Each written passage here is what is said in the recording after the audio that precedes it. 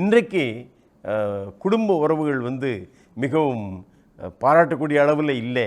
அது it has become very material and A get together are living together அந்த மாதிரி போகுது. இன்னும் எத்தனையோ முறைகளில் குடும்பம் சீரழிந்து போகுது. நம்முடைய திருத்தந்தை பிரான்சிஸ் அவர்களும் குடும்பத்தை பற்றி சொல்லும்போது மிக சிறப்பாக சொல்லுகிறார்கள். குடும்பத்தில் தான் விசுவாசம் வளரணும், அங்கே தான் இறையருள் முழுமையாக நிறைந்திருக்கும்னு சொல்கிறாங்க.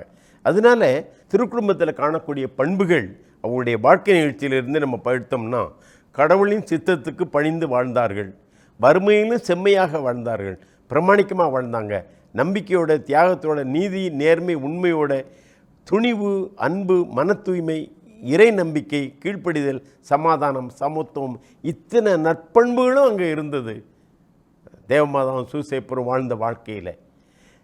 அப்போது நம்முடைய குடும்பத்தில் இப்படிப்பட்ட பண்புகள் இருந்தாலே போதும், அது திருக்குடும்பம் நிச்சயமாக மாறிடும்.